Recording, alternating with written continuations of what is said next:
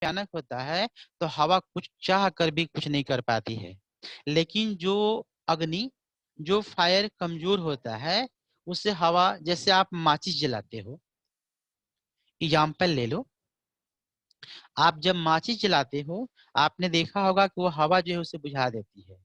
और वही फायर जब किसी जंगल में लगता है, जब किसी बड़े घरों में लग जाते हैं, तो वो वही हवा उसे बुझा नहीं पाती है। I mean, with the help of the fires, the poet wanted to suggest us कि be strong, don't weak. He don't want to see the weak fire. Be strong. He makes strong fires roar and flourish. He makes strong fires roar. जो fire strong होता है उसमें और जो है ताकत मिल जाती है। जो फायर होते हैं स्ट्रांग, उसमें क्या होती है, हवा बहने पर और ताकत मिल जाती है। रूर mean it spread all over, and flourish माने गो हाई अप, माने it increase. So the poet is saying here कि be strong fire, his friendship is good. I mean the friendship with hardship is good, so do the friendship with the hardship, make it friend. आप इससे दोस्त बना लो, and then it will be good with you. It cannot cause harm. यह आपको कोई नुकसान नहीं पहुंचा सकती है। We practice, we praise him every day. Now it will be our friend, and what we will do, we will praise him. हम इससे प्रशंसा करेंगे। We praise him every day. We will praise him. When we will praise, when he becomes our friends.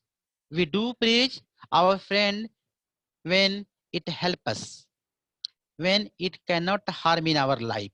जो दोस्त आपको नुकसान पहुंचाता है बेटा, प्रैक्टिकल लाइफ में, दो who are harming you, do you think you can praise him? Do you think you can admire him or her? जो दोस्त आपके जीवन में नुकसान पहुंचाता है, क्या आपको ऐसा लगता है कि कोई उसका एडमायर करता होगा, कोई इसका प्रेज करता होगा? नो, कोई नहीं। जो फ्रेंड हमें हेल्प करता है उसी को जो है हम प्रेज करते हैं। तो now the poet is suggesting us, make it friendship, do it friendship with the hardship. Hardship के साथ में हमें फ्रेंडशिप कर लेनी है। मीन्स हमें अपने लाइफ में जो हार्डशिप है उसे अपना दोस्त मानना है। But we have to be strong. If you not be strong, this friendship will cause harm in your life. If you would be strong enough in your life, it will be your good friend. So do the friendship with the hardship, and we praise him every day. In this way you will praise it, because it cannot cause harm in your life. So here children, the poem is going to be over. You saw how beautiful poem which has been related from the human's life. Basically, through this poem, the poet wanted to explain the hardship which come in the human's life. But he's suggesting, he doing a lot to be strong enough. If you would not be strong enough in the life, the hardship will come and it will make you very weak, like as a frail, and you will be crumbling. I mean, you will be fail in the life. आप अपने जीवन में fail हो जाओगे यदि आप मजबूत नहीं रहोगे, स्ट्रांग नहीं रहोगे, तो आप अपने जीवन में फेल हो जाओगे। So the poet is sending a message through this poem. This is the central idea of the poem, that we should be strong mentally and physically both. हमें शारीरिक रूप से भी और मानसिक रूप से दोनों तरह से हमें स्ट्रांग रहना होगा। मानसिक वाई आ मेंटली, जैसे कवि ने कहा है मेंटली। मेंटली मीन्स बेटा बहुत लोग जो है वो क्या है, जैसे कोई पागल हो जाता है, वो कोई अपने जो है सुसाइड कर लेता है। तो हमें मेंटली भी स्ट्रॉन्ग करना चाहता है पोएट। वो चाहता है कि केवल फिजिकली नहीं, आपको मेंटली प्रिपेयर्ड रहना होगा।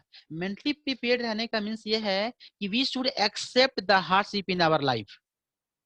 हमें यह जानना होगा पहले से ही कि हार्डशिप तो हमारे जीवन में आएंगे और ये एक नेचुरल फेनोमिना है, लेकिन हमें अपने आपा को नहीं खोना है। We should not lose our heart, we should not give up, we should be much stronger.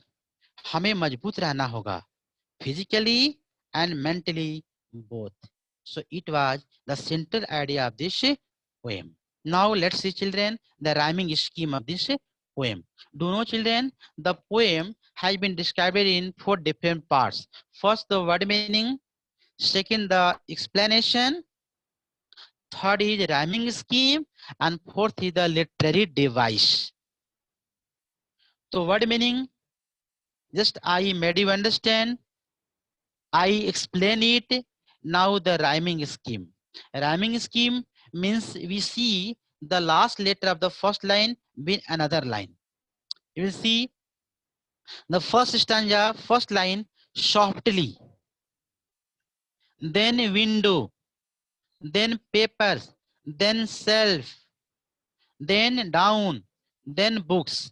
I mean, there is no any rhyming scheme of this poem. इस पोएम में कोई राइमिंग स्कीम नहीं है बेटा। राइमिंग स्कीम का मतलब होते हैं जैसे first line last letter, second line last letter और the third line last letter should be the similar. एक दूसरे से जैसे बच्चे पोएम बोलते हैं ना, तो आपने देखा होगा राइमिंग स्कीम में पोएम जो है, पोएम के प्रत्येक लाइन का जो अंतिम शब्द है वो एक दोहे के माफिक लगता है। तो जब ये लेटर मिलने लगते हैं तब उसमें एक राइमिंग स्कीम बनता है, तब उसे हम ए बी या B C whatever according to the word we identify it, but according to this poem there is no any rhyming scheme. Now come the figure of speech. Figure of speech जिसे आप हिंदी में अलंकार बोलते हैं। जैसे हिंदी में अलंकार होते हैं उसी प्रकार से इंग्लिश में भी बेटा अलंकार होते हैं। तो यहाँ फर्स्ट ऑफ ऑल जो अलंकार है अनाफोरा है। Anaphora means where the same letter is going to be repeated. जब सेम लेटर को हम रिपीट करते हैं बेटा उसे अनाफोरा कहते हैं। जैसे don't, don't, again and again the word has been repeated here. Don't, don't, don't scatter, don't throw, don't break. I mean don't is going to be repeated here, so it is called the anaphora.